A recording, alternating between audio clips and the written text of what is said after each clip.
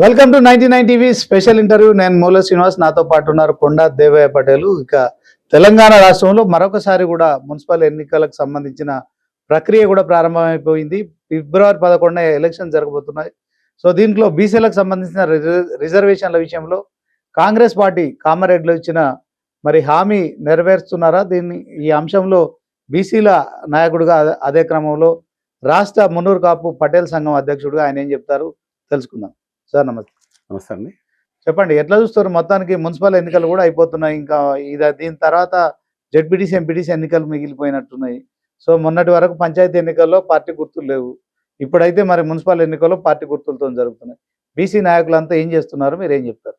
42% reservation కామారెడ్డిలో declaration ఇచ్చిన ప్రకారంగా రాజ్యాంగ సవరణ అయిన తర్వాత స్థానిక ఎన్నికలకు పోతామని ఆ రోజు ముఖ్యమంత్రి గారు రేవంత్ రెడ్డి గారు, పిసిసి అధ్యక్షులు మహేష్ కుమార్ గౌడ్ గారు మాట్లాడినారు. కానీ దాని మీద బీసీ నాయకులమంతా కూడా మేము సర్పంచ్ ఎన్నికల ముందు ఎవరికి వాళ్ళుగా అందరం ఒక యూనిట్గా ఒక జేఏసీ ఏర్పాటు చేసి ఒక ఆర్ కృష్ణయ్య గారిని చైర్మన్ చేసి నేను స్టేట్ ఒక బీసీ కన్వీనర్గా బాధ్యతలు తీసుకొని ఎంత పోరాడినా కూడా ఏం సాధించలేదనేదే మేము ఈరోజు బీసీ నాయకులుగా నేను చెప్పాల్సిన అవసరం అనేది ఈరోజు తెలంగాణ రాష్ట్ర ప్రజలకు ఉన్నది. దానిలో వాళ్ళు కనీసం బీసీ నాయకులను పిలిచి ముఖ్యమంత్రి గారు మరి ఎలక్షన్లు ఇంకా లేట్ అయిపోతుంది, మరి మన గ్రామ స్థాయిలో కూడా గ్రామాలలో కూడా మరి పరిస్థితి అధ్వానంగా కుంటుపడిపోతుంది, మరి మాకు వచ్చే 3,000 కోట్ల రూపాయలు మళ్ళీ అవి పోతాయని కనీసం అన్న కూడా మనల్ని పిలవలేదు. వాళ్ళు మాట ఇచ్చి మాట తప్పి కనీసం ప్రైవేట్ బిల్లు పెట్టమన్నా ప్రైవేట్ బిల్లు పెట్టలేదు. రాహుల్ గాంధీ గారు పార్లమెంట్లో ఒక్కసారి కూడా బైకాట్ చేయలేదు. వాళ్ళు ఓటుకు చోరీకి కేసు కోసం మాత్రం ఎన్నోసార్లు పార్లమెంటును స్తంభించినారు. మరి వీళ్ళు జంతర్ మంతర్ దగ్గర కూడా అందరు వెళ్ళి ధర్నా చేస్తున్నారు. కానీ వారేం సాధించలే. బీసీ నాయకులు కూడా మేము ఓడిపోయినామని ఈరోజు మేము చెప్పాల్సిన పరిస్థితి తెలంగాణ రాష్ట్ర బీసీలందరూ కూడా ఉన్నది ఈరోజు అయితే. మరి దానిలో అడావుడిగా సర్పంచ్ ఎన్నికలు పెట్టినారు. దానిలో మేము ఒకటే బీసీ నాయకులు బీసీ కుల బంధువులు అందరూ 136 కుల ఉన్న వాళ్ళందరూ కూడా సర్పంచులుగా 42% కంటే దాదాపుగా మేము 56% ఈరోజు సర్పంచులలో మరి వార్డు మెంబర్లలో మరి ఉప సర్పంచులలో మేము ఎక్కువ మంది కూడా గెలిచి చూపించినాం. ఇకనైనా కూడా మీరు మారండి, 42% మాకు రిజర్వేషన్ అమలు చేయండి. కనీసం పార్టీ గుర్తులు లేకనే మేము ఇంత 56% గెలిచినాము. మరి మున్సిపల్ ఎన్నికలలో కూడా మీరు కనీసం కూడా అయిపోయిన తర్వాతనన్నా కనీసం మనకు 42% మాకు అయిన తర్వాత మీరు రాజ్యాంగ సవరణ అయిన తర్వాత పెట్టమని అడిగినాము. దాని మీద కూడా ఇప్పటివరకు కూడా ముఖ్యమంత్రి గారు మరి విదేశాల్లో ఉండి మరి అక్కడ కూడా ఉండి కూడా ఇప్పుడు ఇక్కడ నోటిఫికేషన్ ఇచ్చినారు. 11 తారీఖు రేపు విడ్డాలు ఉన్నాయి. 11 తారీఖు రోజున పోలింగ్ జరుగుతుంది. 13 తారీఖున రిజల్ట్ వస్తుంది. తర్వాత ఈరోజు 116 మున్సిపాలిటీలలో 7 కార్పొరేషన్లలో మరి మాకు ఎన్ని చైర్మన్లు ఇస్తారు?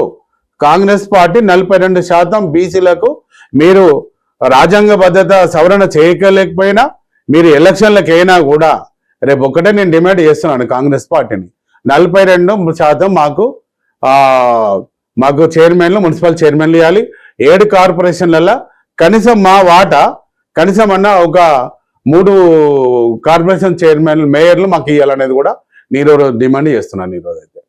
కొండదేవయ్య గారు, బీసీలను మోసం చేయడానికి మీరు, ఆర్ కృష్ణయ్య గారు, జాజుల శ్రీనివాస్ గౌడ్ గారు, మరికొంతమంది బీసీల కోసం మేము 42% సాధన సమితి అని ఇట్లా మీకు చట్టబద్ధత అనేది బీసీలకు 42% రిజర్వేషన్ ఎట్లా వస్తాయో మీకు తెలుసు.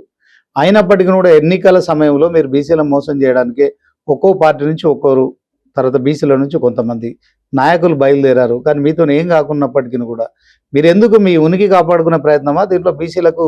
మరి మీరు ఎలాంటి కార్యాచరణతో మీరు చేసుకుంటే దీంట్లో పార్టీలకు అతీతంగా జరుగుతున్నట్టుగా అనిపిస్తోంది. ఆర్ కృష్ణయ్య గారు తలుచుకుంటే ఆయన బీజేపీ ఎంపీగా ఉన్నారు. ఆయన కూర్చొని ప్రధానమంత్రి దగ్గర కూర్చుంటే గంట లోపల ఈ పని అయిపోతుందట. దీంట్లో చాలా మంది చెప్తున్నారు. సో మీరు ఎందుకని ఇట్లా బీసీ నాయకులమని మీరు బీసీలో మోసం చేసే కార్యక్రమం ఎన్ని రోజులు చేస్తారు? దీనికి చట్టబద్ధంగా చేయడానికి మీరేం చేయబోతున్నారు? ఆర్ కృష్ణయ్య గారు ఎంపీగా భారతీయ జనతా పార్టీలో ఎంపీగా రాజ్యసభ సభ్యులుగా ఉన్నారు. నేను కూడా మొన్న ఢిల్లీ వెళ్ళినాను. 4 రోజులు పార్లమెంట్లో జరిగినప్పుడు కూడా మేము అక్కడ ఉన్నాము.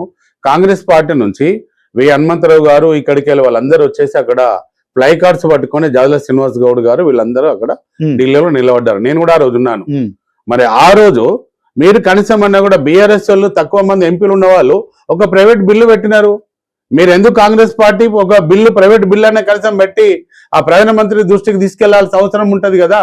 ఎవరు ఇక్కడ భారతీయ జనతా పార్టీ కాదు, ఇక్కడ ఏదైతే 42% రిజర్వేషన్ ఇస్తామని కాంగ్రెస్ పార్టీ ఈ రోజు గద్దెనెక్కి కూర్చున్నది ముఖ్యమంత్రి రేవంత్ రెడ్డి గారు. ఇక్కడ భారతీయ జనతా పార్టీ కాదు, ఇక్కడ బీఆర్ఎస్ పార్టీ కాదు. నేను పార్టీలకు అతీతంగా నేను మాట్లాడుతున్నాను.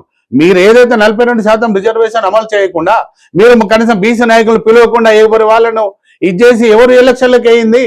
ఇక్కడ ఎవరు ఈ ఎన్నికలలో ఆ ఓట్లు వేయించుకొని ఈరోజు ఎవరు గెలిచినది అది ప్రజలు చూస్తలేరా? ఇక్కడ కొంతమంది నాయకులు ఎవరైనా పార్టీలు ఉంటే పోవచ్చు, కానీ ఆర్ కృష్ణయ్య గారు కానీ నేను కానీ పార్టీలకు అతీతంగా ఈరోజు బీసీల కోసం మేము పోరాటం చేస్తున్నాము. ఆ రోజు నుండి ఈ రోజు కూడా మున్సిపల్ ఎన్నికలు 3 రోజుల ముందు వస్తాయంటే కూడా మేము ఆ ప్రెస్ క్లబ్ లో ప్రెస్ మీట్ పెట్టి కూడా మీరు మాకు ఇంకా సర్పంచ్ ఎన్నికలలో గుర్తు లేని దానిలో మాకు అన్యాయం చేశారు, మేము 56% గెలిచినాము. మరి ఈ రోజు మళ్ళీ మీరు పార్టీ గుర్తులలో కూడా మీరు 42% కనీసం రాజ్యాంగ సవరణ చేయకుండా ప్రైవేట్ బిల్లు పెట్టకుండా మీరు కనీసం పార్లమెంట్ లో కూడా ప్రధానమంత్రి దృష్టి తీసుకెళ్లకుండా మీరు చేస్తున్నారని కూడా మేము ప్రెస్ మీట్ పెట్టినా దానికి కూడా స్పందన అనేది కాంగ్రెస్ పార్టీలో రాలేదు. అయినా కూడా మీరు ఎలక్షన్లకు అయినారు పెట్టినారు. ఈ రోజు ఒకటే నేను కోరుతున్నాను, మీరు చేయలేకపోయినారు.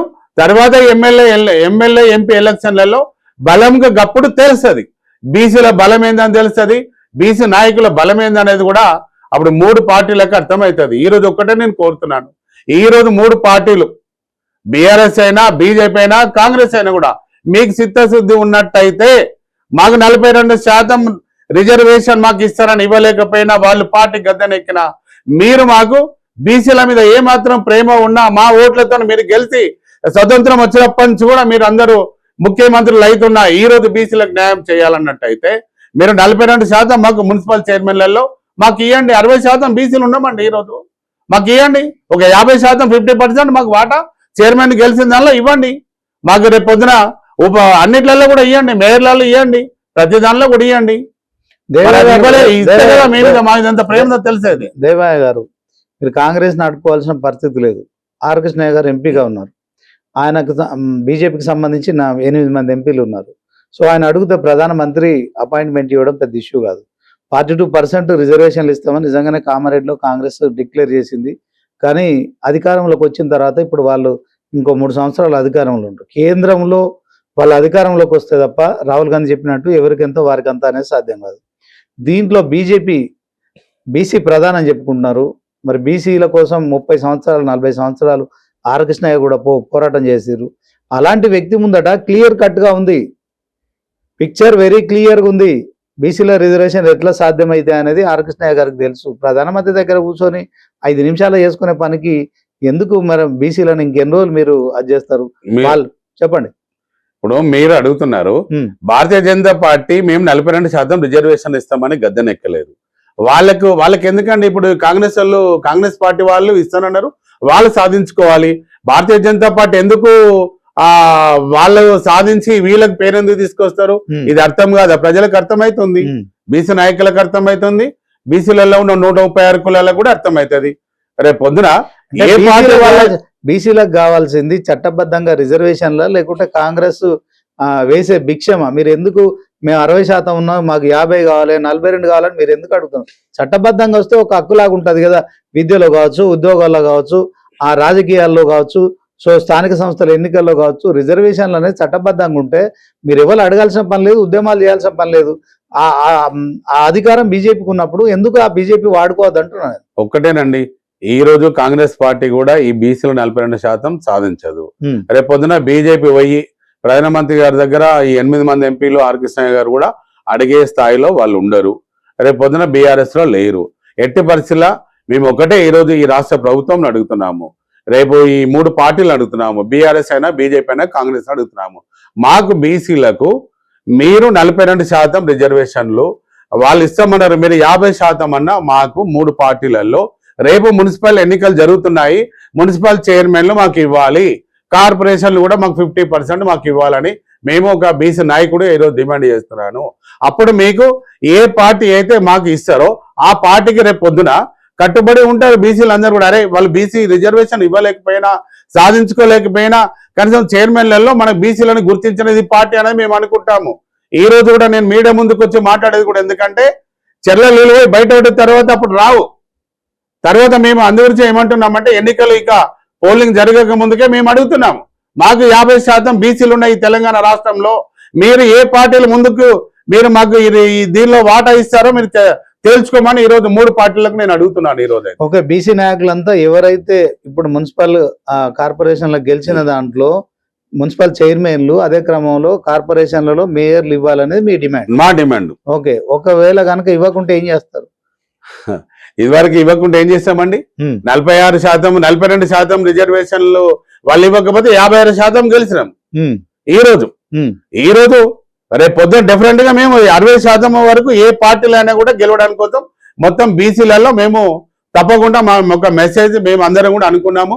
రేపు పొద్దున 56% ఏదైతే పార్టీ గుర్తులు లేని దానిలో సర్పంచులు గెలిచినామో, ఇప్పుడు ఈ మున్సిపల్ ఎన్నికల్లో 60% బీసీలము మేము గెలిచి చూపిస్తామని కూడా నేను చెప్తున్నాను ఈ రోజు అయితే. ఓకే, దానిలో మాకు చైర్మన్ లో మాకు 50% అన్న మీరు ఇవ్వండి అని ఈ రోజు 3 పార్టీలను కూడా నేను డిమాండ్ చేస్తున్నాను.